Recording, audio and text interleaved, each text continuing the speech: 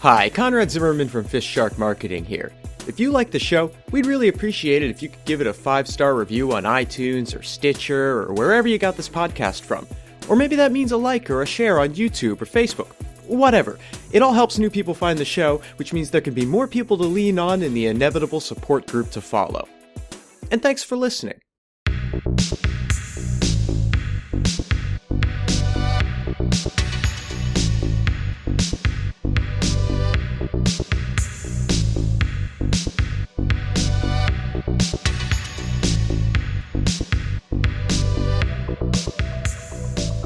So can we have a word about Dr. Nightscream's latest clinical trials? Sure, yeah. I don't think they're working out. I think it was and is and still could be a really good idea, but the method of execution isn't sitting well with me. Now this is where he's been securing new test cases in public on a voluntary basis rather than bringing them into his offices. Yeah, well, I mean, until we settle our lawsuit with Yelp, people just aren't coming into the FistShark medical offices to be tried for new breakthroughs, thanks to Dr. Nightscream's research. I don't understand why Yelp decided to move beyond food. Just stick to what you know, right? Stick to what you know. Don't go telling people that they get sick and die or grow new things by coming here. No one needs to know that. No one needs to know. Just come here, swallow the pills, shut up, and don't tell anyone when you become more skeleton than man. Nobody cares where your dentist goes hunting, you know? No. Nobody cares. Nobody cares. Just like nobody cares when a doctor, who, not a medical doctor, but is a kind of doctor, makes you eat octopi. So, yeah, I've read some of those Yelp reviews, too. They were a little discouraging, but there were some good ones, too. There were some people that said that the pain passed in time.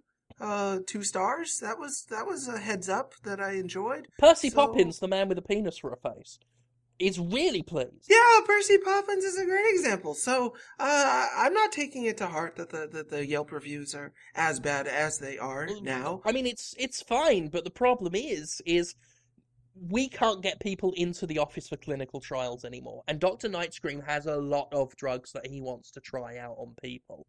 So we've kind of had to be clever, find a way of working around it, and to be honest, make a little bit of extra money on the side, because who needs to pay people to take trials these days when you can just get people to buy the drugs under the guise of thinking they're different drugs.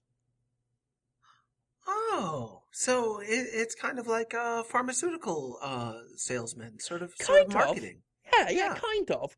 Basically, Dr. Nightscream's been posing as a drug dealer and selling weed, ecstasy, the cocaines, methamphetamine, except rather than give them the drugs they expect, he's been giving them the drugs we want to test out.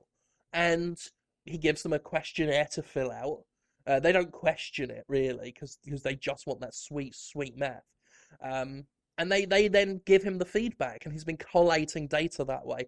The only problem is I feel like having Dr. Nightscream go out and pose as a drug dealer isn't working, because I don't think he's that convincing.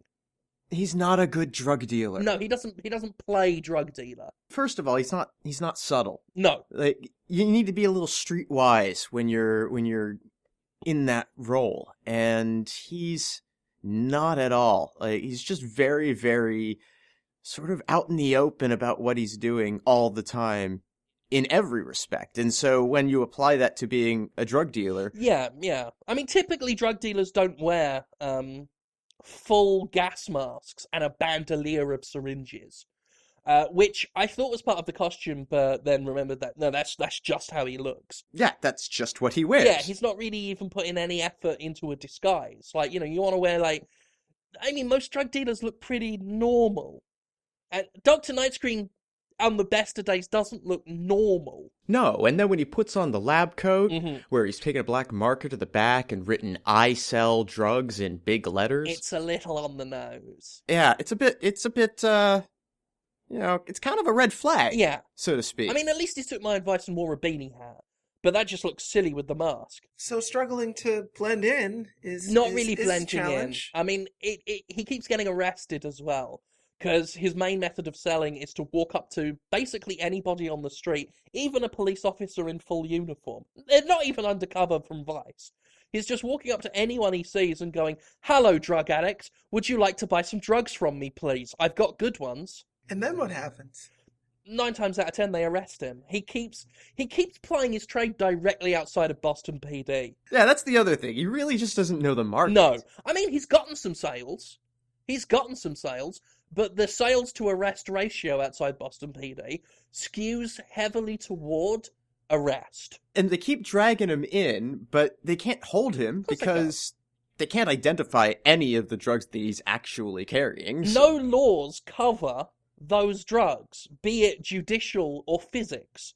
They defy description. And you can't, I've argued this successfully many times to the police, you can't make illegal what technically doesn't exist.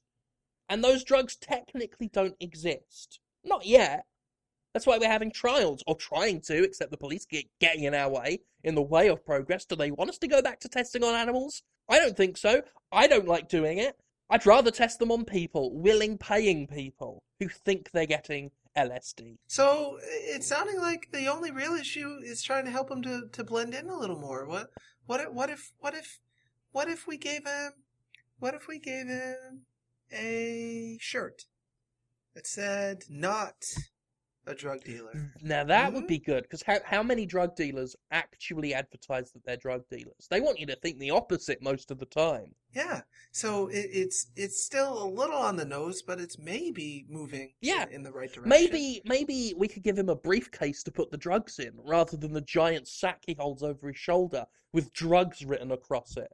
Maybe we could, and maybe the part of it that I'm questioning: does he need to sell, or could he just wait? Yeah. I mean, another thing he could do is maybe not walk around with a bell ringing it going, "Some drugs for sale, only 17 guineas or thereabouts." Maybe he could not do that.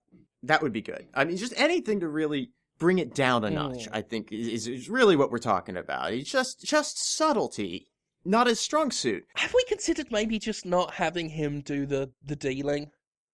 We know actors. He's insistent that he go and do it, that the dosages all have to be very, very precise. He was insistent on taking my eyes as well, though, and we won that debate in the end. He only got one. That's true.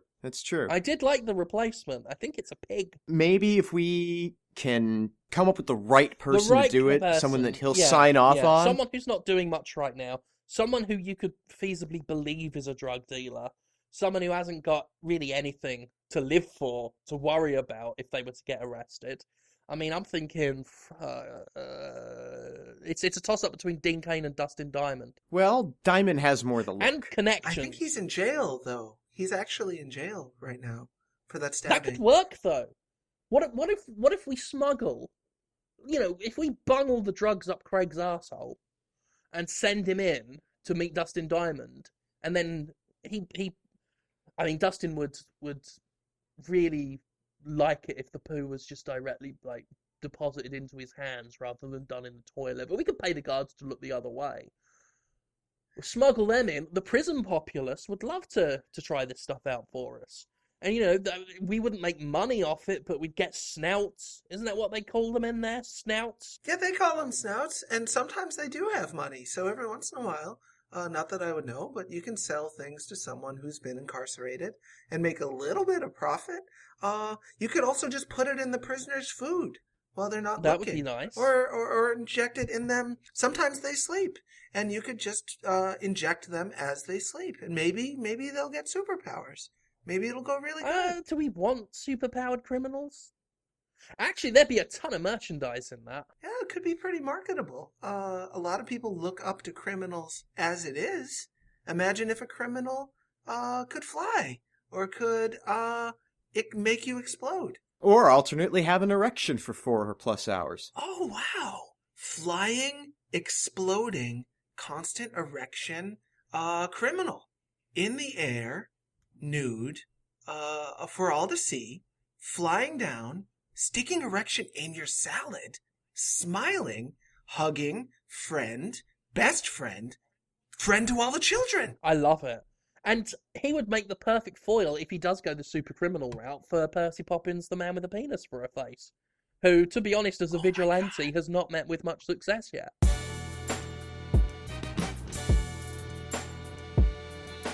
Jim, Conrad, amazing news. I've got a new client. All right, that's great news. Good man, Paul! Yeah, it's so scary, but it's so exciting. So I want your help with this, though, if that's okay. It shouldn't take a lot of your time, but just want to run this by you real quick. See what you think. See if you have any tips. See if you have any pointers. So it is both a person and people and a service, and it's called Big Daddy Burps. Big Daddy Burps. Big Daddy Burps. Big Daddy Burps. Big Daddy Catchy. Burps. It's got a rhythm to it. It rolls off the tongue BDB. well. I like that. I like it, yeah. So what's the service? So Big Daddy Burps was founded by Big Daddy Burp and his Big Daddy Burps based on studies that found that adults hold in their internal gas, their intestinal gas, causing perforated intestines and clogged arteries and excessive colon inflammation. So apparently this is an epidemic that hasn't been talked about. It's a medical scare. People should be terrified. Their intestines have holes. As one of the most polite men in Boston, I know this pain greatly. There have been times when I want to go poo-poo and farts want to come out of my bum. And you know that they're going to pass through the poo, making them smellier. And so I hold it in and I can just hear it churning away inside. And I'm like, I don't know what's going on in here. I'm probably being torn to shreds. You probably are being torn to shreds. And that But you say Big Daddy Burps could help me with this. Exactly. So the reason I'm guessing that you hold in your poo-poo farts and your burpees is because you don't want to look rude. You don't want to look as though you don't have control. I don't want that on me. Yeah, I'm having a polite dinner at the restaurant. I don't want to be burping onto my steak frites. It makes you look like a kid. It makes you look childish, like you can't control your own body. So that is a problem we all suffer from. But our health is the consequence. Our health is suffering because of our shame. So Big Daddy Burps for a subscription of $89.99 per month. Big Daddy Burps will know when you have gas in your intestine, and he will find you and he will pick you up. He's 11 feet tall. He will pick you up and burp you like a baby, taking all of the onus off of you. It's no longer your fault you burped because you were burped by a man. I didn't burp, is what you're saying. Yes, you did not I burp. was burped. You were burped by Big Daddy Burps, who for $8.99 will find you and burp you.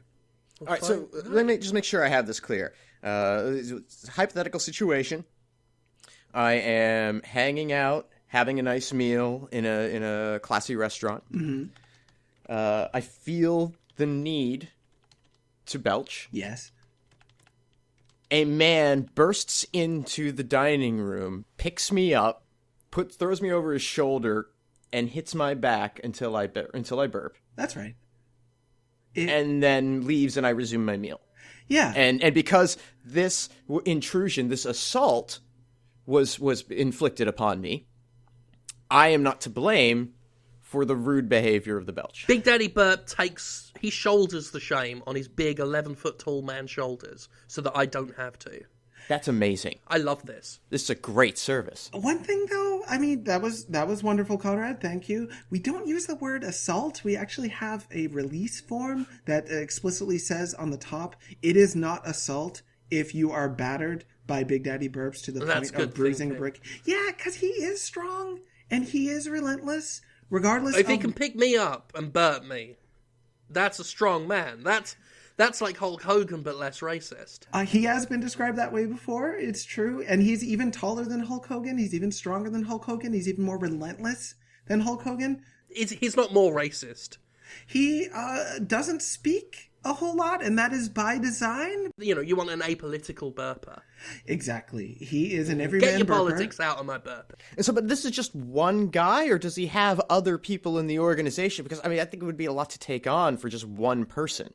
Great question. No one knows. All of the Big Daddy Burp or Burps that I have met look identical. However, there's some question as to whether he just has a very large family or whether it is just one man who's very active. It's part of the mystery. You're saying you've never seen more than one Big Daddy Burp at a time, but it's theoretically impossible for this to be executed by only one person without, them being...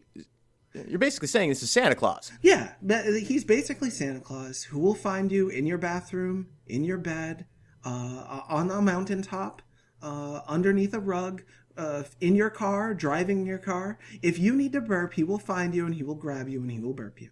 I'm comforted by that. The idea on when it's explained out loud sounds like it should be horrific and scary to me. But knowing that somewhere out there's a Big Daddy Burp just for me makes me feel kind of good. As long as you are willing to sign the form saying that if he does break you or snap your spine or collapse your lung, you can feel the comfort of Big Daddy Burps each and every day. It's a risk I'm willing to take. Have you got a contract? Sign me up. Give me that shit. Right. Here we go. He looks a bit like Mr. Muscle. Right. Just sign here. Yeah? Yeah, that's right. Brilliant. That's actually good because I've been feeling a go. Ah! Hey, Paul, do you want some cookies or not? Well, I mean, yeah. I've never said no to cookies before. What kind of cookies? I'm selling cookies. What are we doing here? Selling cookies for my boy. Oh! Ooh, cool. Selling. Which one? Rabbit. Rabbit? Yeah. Which one's Rabbit? Oh, he's the little kid with the dirty face all the time. Never combs his hair. He's the dirty one. Rabbit the dirty one. That describes, 4 of your children. Oh, that's true. He's got a limp. Oh, the one with the limp. That okay. one. All that right. one. Yeah, he's in the Boy Scouts. They're selling cookies to Jim, raise funds. I didn't know you had children, so you want to sell me cookies for Rabbit? I want to sell you cookies for Rabbit, and I've got to sell you cookies for Clarence, and cookies for Geisha. She's in the Girl Scouts. They're doing cookies. They got some nice minty choc chip flavour cookies, if you're interested. I've got a lot of cookies to sell.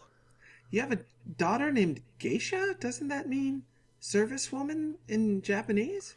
Dude, I don't name them. I have as little to do with them as possible. To be fair, I don't know which ones are really mine and which ones aren't, but the amount of blood tests I take per year are almost lethal levels, and I like my blood. So at this point, I'm finding it's cheaper and healthier to just take on the child support of all of them. Oh, so these aren't children you're currently living with a monogamous partner who... They're what society would judgmentally call illegitimate children. And... that seems like a stigma. It's a stigma. They're little darlings, every single one of them. I wish the world for them. But you don't want them in your life. I don't want them in my life. I don't want them in my house. I do what I can to support them, i.e. coming in here every year and selling their shit and tat. The amount of them that have school fundraisers. Speaking of which, do any of you like books? Oh, no, I can't take any more books. I actually have about 4 book fundraisers that I need to do for various clubs that my kids joined. Frankly, the books are a breeze. Have you had to try to sell any of the jewelry? When did they start doing that? When did Boston schools start giving kids jewelry to sell? I don't know. Some of it's high-ticket items. I have got a $2,000 Rolex that I've got to try and sell for a kid. Right, I mean, that sample case that they're expected to carry around, there's got to be, I would say, $9,000-$10,000 worth of merchandise that they're trucking door to door. I see these kids leave schools with an armed detail and these briefcases with handcuffed to their wrists. It's a waste of my time trying to sell all this stuff. Speaking of which, Paulson, do you have $2,000 and do you want to buy a watch? Because I can't get rid of this thing.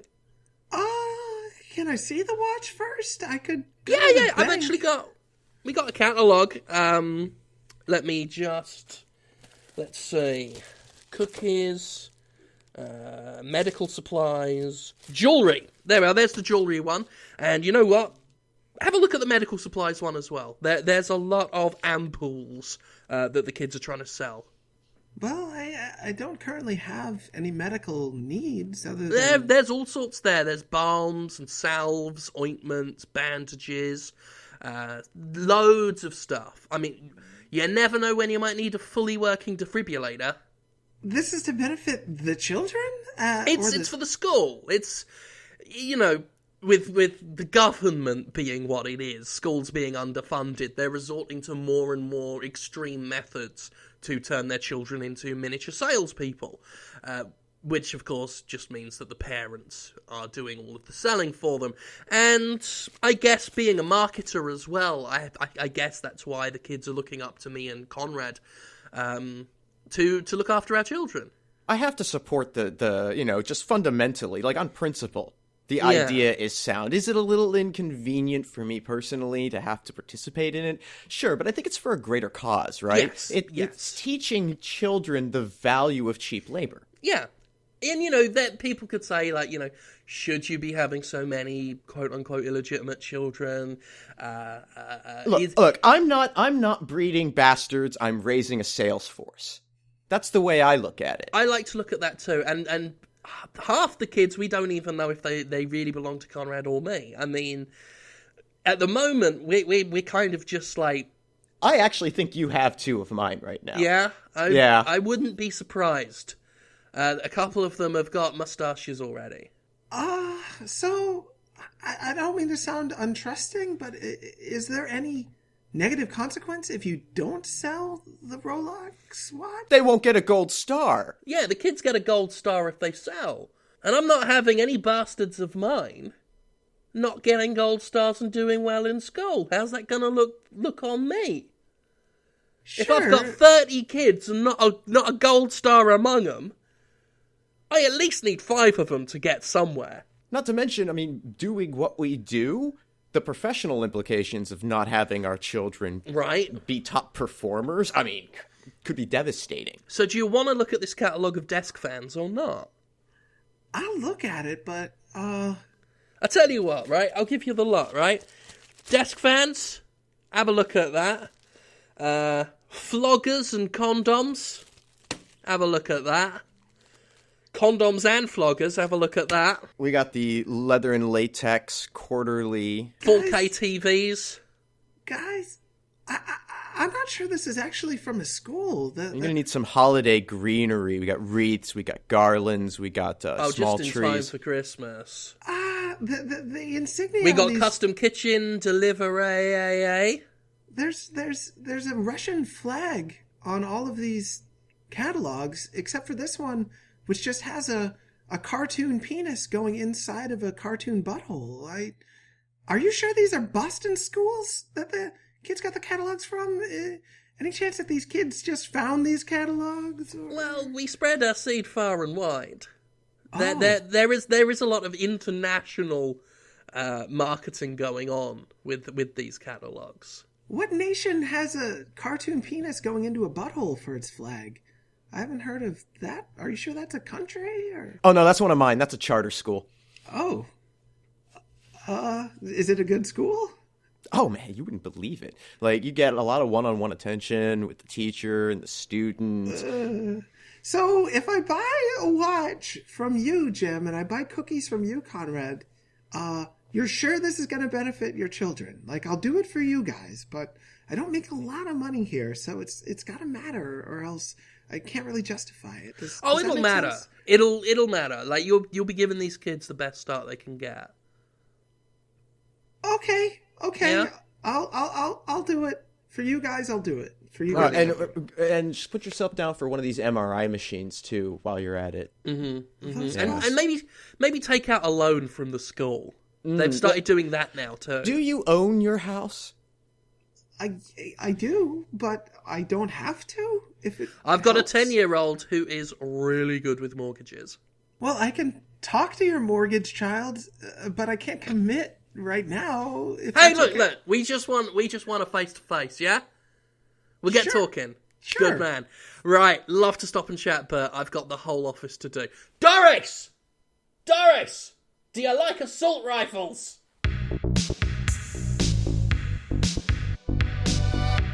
FistShark Marketing is Jim Sterling, Conrad Zimmerman, and Paul Sincere. Theme music by Ben Rama. Additional music by Alazar Chand. Our editor is Alan Smithy. Get more episodes and learn how to help support the show at FistShark.com. Follow us on Twitter at FistShark for more of our exploits. Complaints can be forwarded via email to fistsharkmarketing@aol.com. And remember, individuality is best expressed with mass-produced goods. Goodbye.